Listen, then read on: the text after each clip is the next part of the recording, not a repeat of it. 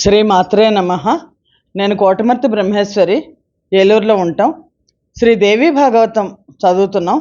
వ్యాస భగవానుడు మనకు ప్రసాదించిన దేవీ భాగవతాన్ని ఆచార్య బేతవోలు రామబ్రహ్మం గారు తెనుగు చేశారు. తృతీయ స్కంధంలో ఉన్నాం. ముందుగా ప్రార్థన. శుక్లాంబరధరం విష్ణుం శశివర్ణం చతుర్భుజం ప్రసన్నవదనం ధ్యాయేత్ సర్వవిఘ్నోపశాంతయే. శ్రీవిద్యాం జగతాంధాత్రీం సర్గస్థితిలయేశ్వరీం నమామి లలితాన్ నిత్యం మహాత్రిపురసుందరీం. కృష్ణాయ వాసుదేవాయ దేవకీ నందనాయ చ నందగోపకుమారాయ గోవిందాయ నమో నమః. నమోస్తుతే వ్యాస విశాల బుద్ధే పుల్లారవిందాయత పత్రనేత్ర ఏన త్వయా భారత తైలపూర్ణః ప్రజ్వాలితో జ్ఞానమయ ప్రదీపః. నైమిసారణ్యంలో సౌనకాది మహర్షులకు సూత మహాముని దేవీ భాగవతాన్ని వినిపిస్తున్నారు. వ్యాస మహర్షి జనమేజయుడికి సత్యవ్రతుడి కథని చెప్పి లోమసుడు నైమిసారణ్యంలో చెప్పిన ఈ కథని నేను నీకు చెప్తున్నాను, అందుకని అమ్మవారిని తలుచుకొని నీకు మనశ్శాంతి రావడం కోసం యజ్ఞాన్ని చెయ్యి అని వ్యాస భగవానుడు జనమేజయుడితో చెప్పారు. జనమేజయ, ఆనాడు నైమిసారణ్యంలో లోమసుడు చెప్పగా నేను విన్న ఉతధ్యుడి కథ అది చెప్పాను నీకు. ఆది పరాశక్తి ఏకైక ఆరాధనీయ సుఖసేవ్య ఆసు సంతోష. నామాక్షరాన్ని అనుద్దిష్టంగా ఉచ్చరించినా చాలు వరాలు కురిపిస్తుంది. ఇంకా నియమపూర్వకంగా జపించిన వారికి, దేవీ యజ్ఞం చేసిన వాళ్ళకి సకల వాంఛలు సిద్ధిస్తాయి అనడంలో ఆశ్చర్యం లేదు, అందులో అబద్ధం లేదు. అందుకే కదా అమ్మవారికి కామద, కోరికలు తీర్చేది అనే పేరు వచ్చింది. ఒక్క మాటలో చెప్పాలంటే ఇవాళ లోకంలో వివిధ భోగాలు అనుభవిస్తున్న వాళ్ళందరూ కూడా, సుఖపడుతున్న వాళ్ళందరూ కూడా దేవిని అర్చించిన వాళ్ళే. కష్టాల పాలై దుఃఖాలు అనుభవిస్తున్న వాళ్ళంతా దేవిని అర్చించని వాళ్ళు. అందుకని జనమేజయ, భక్తితో నువ్వు దేవీ యజ్ఞం ఆచరించు అని చెప్పారు. అప్పుడు సౌనకాది మహర్షులారా సూత మహాముని చెప్తున్నారు. ఆ వ్యాసుడి ఉపదేశంతో జనమేజయుడు సంతృప్తి చెందాడు. దేవీ యజ్ఞం ఎలా చేయాలో, మంత్రాలు ఏమిటో, హోమద్రవ్యాలు ఏమిటో, ఎంతమంది బ్రాహ్మణులు కావాలో, ఏమి దక్షిణ ఇవ్వాలో తెలియచేయండి అని యథాశక్తిగా భక్త శ్రద్ధలతో చేస్తాను అని వ్యాస మహర్షితో చెప్పారు. అప్పుడు వ్యాస మహర్షి దేవీ యజ్ఞం చేసే విధానాన్ని వివరించారు. జనమేజయ, దేవీ యజ్ఞ విధానం చెప్తున్నాను తెలుసుకో. సాత్విక, రాజసిక, తామసిక భేదాలతో ఈ యజ్ఞం 3 విధాలు. మునులు సాత్విక యజ్ఞం చేయాలి, నీ వంటి రాజులు రాజస యజ్ఞం చేయాలి. తామసం కేవలం రాక్షసులకే, జ్ఞానులకు విముక్తులకు ఇవేవి పట్టవు. సామగ్రి సంభారాలతో ప్రమేయం లేని అంతర్యజ్ఞం వాళ్ళది అని వ్యాస భగవానుడు జనమేజయుడికి దేవీ యజ్ఞం ఎలా చేయాలి అనేది చెప్తున్నారు. దేశము, కాలము, ద్రవ్యము, మంత్రము, బ్రాహ్మణులు, శ్రద్ధ ఇవన్నీ సాత్వికంగా ఉంటే దాన్ని సాత్విక యజ్ఞం అంటారు. ద్రవ్యశుద్ధి, క్రియాశుద్ధి, మంత్రశుద్ధి ఇది చాలా ముఖ్యం. పూర్ణ ఫలితాన్ని ఇస్తాయి, లేకపోతే యజ్ఞం ఫలించదు. అన్యాయార్జితమైన ద్రవ్యం సుకృతానికి పనికిరాదు. దానివల్ల ఇహలోకంలో కీర్తి రాదు, పరలోకంలో ఫలితం కూడా దక్కదు. అందుచేత న్యాయంగా ఆర్జించిన ద్రవ్యాన్నే సుకృతాలకు, పూజలకు, యజ్ఞాలకు ఉపయోగించాలి. అప్పుడే యజ్ఞం సర్వాత్మన ఫలిస్తుంది. దీనికి నీ వంశంలోనే చక్కటి ఉదాహరణ ఉంది. పాండవులు రాజస యాగం చేశారు. సాక్షాత్తు ఆ శ్రీకృష్ణ పరమాత్మ స్వయంగా వచ్చి పూజలు అందుకున్నారు. బ్రాహ్మణులంతా భూరి దక్షిణాలతో సంతృప్తి చెందారు. కానీ యజ్ఞం పూర్తయి 3 నెలలన్నా తిరగకుండా పాండవులు అడవుల పాలయ్యారు, జూదంలో ఓడిపోయారు. పాండవ ధర్మపత్ని అవమానాల పాలయ్యింది. ఇన్ని కష్టాలు వచ్చాయి అంటే మరి యజ్ఞ ఫలితం ఏమైనట్టు? మహాత్ములయ్యుండి కూడా విరాటరాజుకు దాసులయ్యారు. కీచకుడి చేతిలో ద్రౌపది పరాభవం చవిచూసింది. బ్రాహ్మణ ఆశీర్వాదాలన్నీ ఏమైపోయినట్లు? వాసుదేవుడి పట్ల పాండవులకున్న అనన్య భక్తి ఎక్కడికి పోయింది? సభలో జుట్టు పట్టుకుని ఈడుస్తుంటే ద్రుపద రాజకుమారిని పాండవులు కాపాడుకోలేకపోయారు ఎందుకు? ఈ ధర్మ విపర్యయానికి కారణం ఏమిటి అంటే, రాసి పెట్టి ఉంది అలా జరిగింది అన్నట్లయితే కనుక మరి వేద మంత్రాలన్నీ వ్యర్థమైపోతాయా? అవి వ్యర్థమైతే మొత్తం వ్యవస్థ అంతా వ్యర్థమవుతుంది కదా. సర్వ ప్రమాణాలు వ్యర్థమైపోతాయి కదా, సర్వ ఉపాయాలు వ్యర్థమవుతాయి కదా.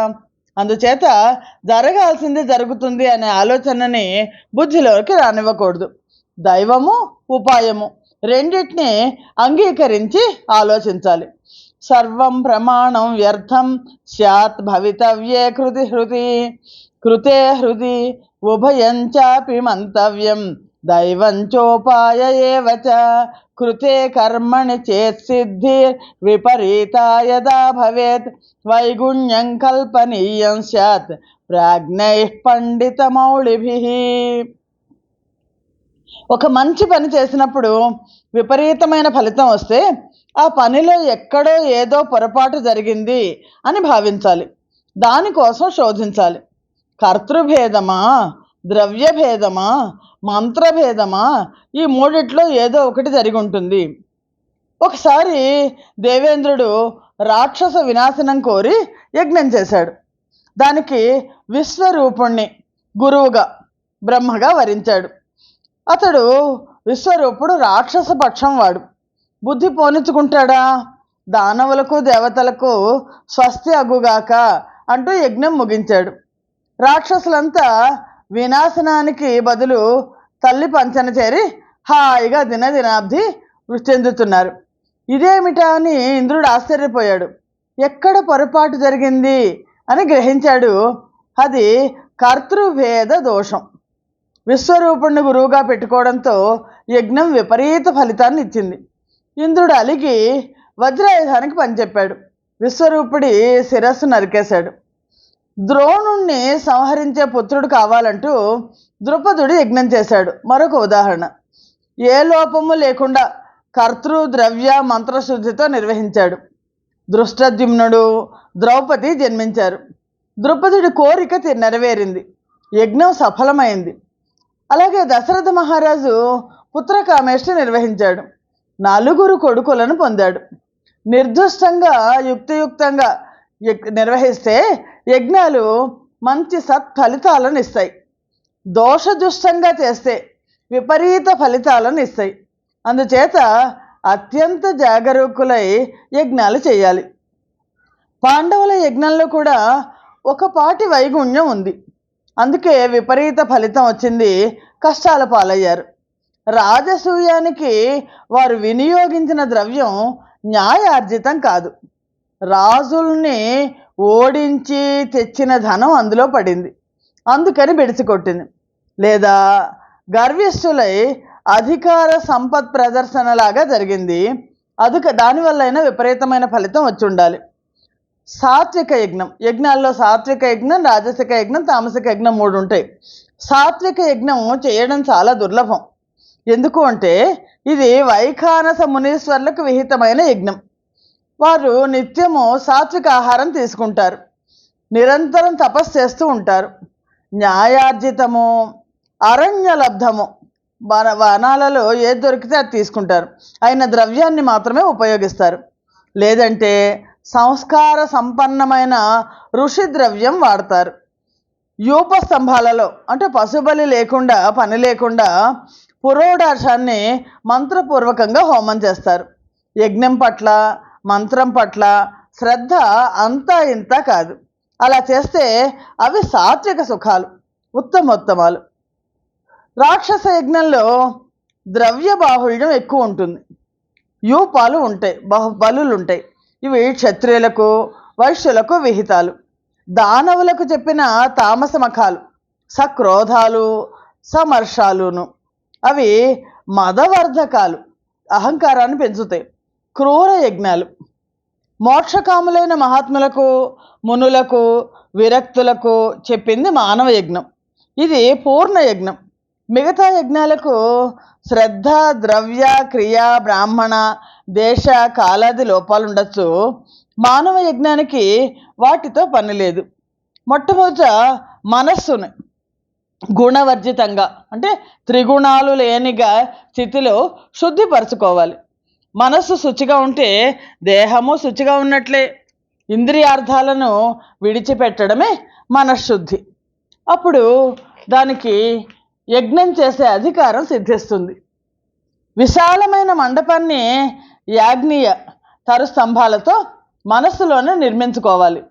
అందులో శాస్త్ర సమ్మతమైన కొలతలతో వేదిని నిర్మించుకోవాలి. మనస్సులో ఋత్వి, బ్రాహ్మణ, వరణం, సమర్చనం అన్నీ మనస్సుతోనే. ప్రాణాపాన వ్యాన సమాన ఉదానాగ్నులను 5 యజ్ఞ వేదికలో తత్తన్మంత్రాలతో స్థాపించాలి. వీటిలో ప్రాణం, గార్హాపత్యాన్ని, అపానము, ఆహ్వనీయాగ్ని, వ్యానము, దక్షిణాగ్ని సమానం, ఆవసధ్యాగ్ని, ఉదానం, సభ్యాగ్ని.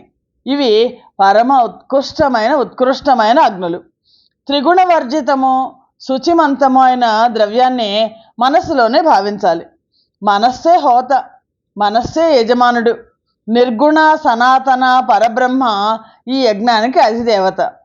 బ్రహ్మవిద్యా స్వరూపిణి అఖిలాధార అయిన ఆది పరాశక్తిని ఉద్దేశించి ఆ ద్రవ్యాన్ని ప్రాణ అగ్నిలో హవనం చేయాలి. అంతా మనసులోనే.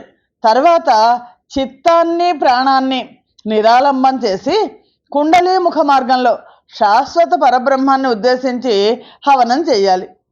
స్వాత్మరూపమైన ఆ పరమేశ్వరిని స్వానుభూతితో, యోగ సమాధితో నిరాకులుడై ధ్యానించాలి.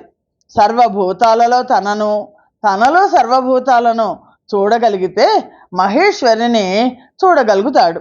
సర్వభూతస్థమాత్మానం సర్వభూతాని చాత్మని యదా పశ్యతి భూతాత్మ తదా పశ్యతి తాం శివాం.